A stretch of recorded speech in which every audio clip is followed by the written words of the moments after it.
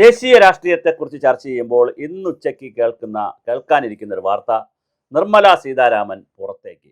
നിർമ്മല സീതാരാമനെ മന്ത്രിസഭയിൽ നിന്ന് ഒഴിവാക്കുന്നു, പകരം പാർട്ടി നേതൃത്വത്തിലേക്ക് കൊണ്ടുപോകാനുള്ള എല്ലാ സാധ്യതയുമാണ് കാണുന്നത്. കാരണം വനിതാ ശാക്തീകരണത്തിൻ്റെ ഭാഗമായി 33% വനിതകൾക്ക് പാർലമെൻറ്റിൽ സീറ്റ് കൊടുക്കണമെങ്കിൽ നിർമ്മല സീതാരാമനെ കൂടെ കൊണ്ടുപോയി അടുത്ത BJPയുടെ പ്രസിഡന്റോ അല്ലെങ്കിൽ നാഷണൽ വൈസ് പ്രസിഡന്റോ ആ തരത്തിൽ നിർമ്മല സീതാരാമനെ ഒരു ദേശീയ വനിത ഐക്കണാക്കി മാറ്റാനുള്ള എല്ലാ ശ്രമവും നരേന്ദ്രമോദി ചെയ്യുന്നു എന്നാണ് കേൾക്കുന്നത്.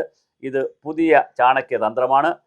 നിർമ്മല സീതാരാമനെ ഇന്ത്യയിലെ സ്ത്രീകളുടെ ഐക്കണാക്കി നിർത്തിക്കൊണ്ട് വനിതാ സംവരണത്തെ കൂടുതൽ ജനകീയമാക്കാനുള്ള ശ്രമമാണ് നടക്കുന്നത്. അത് ചിന്തിക്കുമ്പോൾ കേരളത്തിൽ നിന്നും ഒരു വനിത, കോഴിക്കോട് നിന്നുള്ള നവ്യ ഹരിദാസ് എന്ന് പറയുന്ന വനിതയെ സെൻട്രലിൻ്റെ ഹിറ്റ് ലിസ്റ്റിൽ വന്നിട്ടുണ്ട്. ഹിറ്റ് ലിസ്റ്റ് എന്ന് പറഞ്ഞാൽ നല്ല ലിസ്റ്റിലാണ് വന്നിട്ടുണ്ട്. അവരെ കേന്ദ്രത്തിൻ്റെ എന്തെങ്കിലും നല്ല ചുമതല കൊടുക്കാൻ, ദേശീയ മഹിളാ മോർച്ച പോലുള്ള ഏതെങ്കിലും വലിയ ചുമതല കൊടുക്കാനുള്ള വലിയ സാധ്യതയുണ്ട്. അതോ ഇനി ഏതെങ്കിലും കമ്മിറ്റിയിൽ എടുക്കുകയാണോ എന്നറിയില്ല. വനിതാ കമ്മീഷനിലോ ദേശീയ വനിതാ കമ്മീഷനിലോ അങ്ങനെ എന്തെങ്കിലുമൊക്കെ വളരെ വലിയ പദവിയിലേക്ക് നവ്യ ഹരിദാസ് പോകാനുള്ള എല്ലാ സാധ്യതയുമാണ് കാണുന്നത്. അതുപോലെ സാധ്യതയുള്ള മറ്റൊരു പേരാണ് കെ സുരേന്ദ്രൻ. പക്ഷെ കെ സുരേന്ദ്രനെ സംബന്ധിച്ച് പ്രായം ഒരു പ്രധാന പ്രശ്നമാണ്. ഈ സീനിയാരിറ്റി നോക്കുമ്പോൾ പ്രായം നോക്കിയിട്ട് എടുക്കേണ്ടി വരിക ജൂനിയേഴ്സിനാണ്. കാരണം നിതിൻ ബബിൻ ഉൾപ്പെടെയുള്ള ആളുകൾ വളരെ ജൂനിയറാണ് പ്രായം കൊണ്ട്. അപ്പോൾ അങ്ങനെ ജൂനിയേഴ്സിനാണ് സാധ്യത കൊടുക്കുന്നതെങ്കിൽ അനൂപ് ആൻ്റണി ഉണ്ട്, അനിൽ ആൻ്റണിയുണ്ട്. രണ്ടും ആൻ്റണി തന്നെ. ഒരു അനൂപ് ആൻ്റണിയുണ്ട്, തിരുവല്ലയിൽ മത്സരിച്ച് വലിയ വോട്ട് പിടിച്ചിട്ടുള്ള അനൂപ് ആൻ്റണിയുണ്ട്.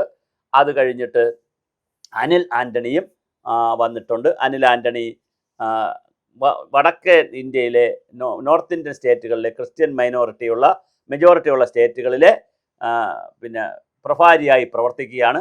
അപ്പോൾ അതുകൊണ്ട് തന്നെ സ്വാഭാവികമായിട്ട് കേന്ദ്ര ഗവൺമെൻറ്റിൻ്റെ ഗുഡ് ലിസ്റ്റിലും ഗുഡ് ബുക്കിലുമുള്ള ആളാണ് അനിൽ ആൻ്റണി. അനൂപ് ആൻ്റണിയും അതുപോലെ തന്നെയാണ്. ഇവരിൽ ആരെങ്കിലും ഒരാൾ ദേശീയ തലത്തിലേക്കുള്ള സംവിധാനം, പ്രത്യേകിച്ച് കേരളത്തിലെ യുവമോർച്ചയുടെ ചാർജ് അനൂപ് ആൻ്റണി ഒഴിവാവുകയും ചെയ്തു. ഇനി അതുകൊണ്ട് കേന്ദ്രത്തിൽ കൊടുക്കുമോ എന്നറിയില്ല.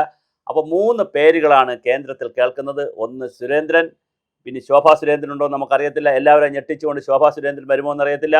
അതുപോലെ തന്നെ അനിൽ ആൻ്റണി, അനൂപ് ആൻ്റണി, നവ്യ ഹരിദാസിൻ്റെ പേരും വളരെ സീരിയസ് ആയി കേൾക്കുന്നുണ്ട്. അതേസമയം നിർമ്മല സീതാരാമൻ പുറത്തേക്ക് എന്നുള്ളതാണ്. മന്ത്രിസഭയിൽ നിന്ന് പുറത്തേക്ക് പോകുന്നു. ധർമ്മേന്ദ്ര പ്രധാൻ വിദ്യാഭ്യാസ മന്ത്രി സ്ഥാനത്ത് നിന്ന് രാജിവെച്ചപ്പോൾ പകരം വിദ്യാഭ്യാസ മന്ത്രി ഒരാളിന് ചാർജ് കൊടുത്തിട്ടുണ്ടെങ്കിലും അവിടെ വിദ്യാഭ്യാസ മന്ത്രി വരേണ്ടതുണ്ട്. നിർമ്മല സീതാരാമൻ മാറുമ്പോൾ പീയൂഷ് ഗോയലിനെ പിടിച്ച് മന്ത്രിയാക്കാനുള്ള സാധ്യതയുണ്ട്. പഞ്ചാബിൽ നിന്ന് വന്നുള്ള രാഘവ ഛത്തയെ ചിലപ്പോൾ മന്ത്രിയാക്കാൻ സാധ്യതയുണ്ട്. അങ്ങനെ പുതിയ മന്ത്രിസഭയിൽ ഓണത്തോടുകൂടി കേന്ദ്രത്തിലെ പുതിയ മന്ത്രിസഭയും പുതിയ പാർട്ടിയും ഉണ്ടാകും. ദേശീയ തലത്തിൽ വലിയ ക്ഷീണമാണ് BJPക്ക് ഉണ്ടാക്കിയത്.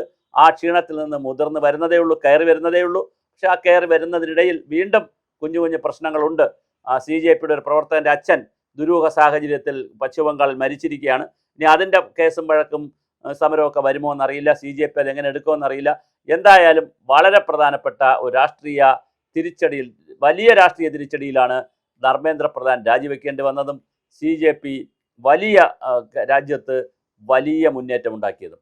അതുകൊണ്ട് തന്നെ എല്ലാ പ്രതിപക്ഷ പാർട്ടികളെയും ഒന്നിച്ചൊരു സ്റ്റേജിൽ കൊണ്ടുവരാൻ CJP വിചാരിച്ചപ്പോൾ കഴിഞ്ഞു എന്ന് പറയുന്നത് ചെറിയ കാര്യമല്ല. ഇന്ത്യൻ രാഷ്ട്രീയത്തിലെ എല്ലാ കാലത്തും എഴുതുന്ന ഒരു പ്രധാനപ്പെട്ട രേഖ തന്നെയായിരിക്കും അത്. അതുകൊണ്ട് തന്നെ വളരെ കൃത്യമായി BJP കാൽക്കുലേറ്റ് ചെയ്താണ് നീങ്ങുന്നത്. അങ്ങനെ നീങ്ങാനുള്ള കാരണം 2027 ആദ്യം തന്നെ ഉത്തർപ്രദേശിലും പഞ്ചാബിലും തിരഞ്ഞെടുപ്പ് വരുന്നു. പിന്നെ ആ വർഷം തന്നെ ഗുജറാത്തിലും ഗോവയിലും ആസാമിലുമൊക്കെ ഒരുപാട് സ്റ്റേറ്റുകളിൽ തിരഞ്ഞെടുപ്പുകൾ വരുന്നു. അതുകൊണ്ട് തന്നെ വളരെ കൃത്യമായിട്ടുള്ള തയ്യാറെടുപ്പിലേക്കാണ് BJP പോകുന്നത്. അതിൽ പുതിയ ഭാരവാഹികളെ ആദ്യം വയ്ക്കുക, തുടർന്ന് മന്ത്രിസഭയെ വികസിപ്പിക്കുക, അല്ലെങ്കിൽ അതിനെ പൊളിച്ചെഴുതുക എന്നുള്ളതാണ്. അപ്പോൾ ഞാൻ ഈ പറഞ്ഞ പോലെ പല മന്ത്രിമാരുടെയും തലകൾ ഉരുളും, പുതിയ വകുപ്പുകൾ കിട്ടും. ആ വകുപ്പ് നിർണയത്തിൽ കേരളത്തിന് എന്തെങ്കിലും സ്ഥാനം കിട്ടുമോ എന്നുള്ളതും വലിയ ചോദ്യമാണ്. കാര്യം ജോർജ് കുര്യൻ്റെ മന്ത്രിസ്ഥാനം കഴിഞ്ഞു.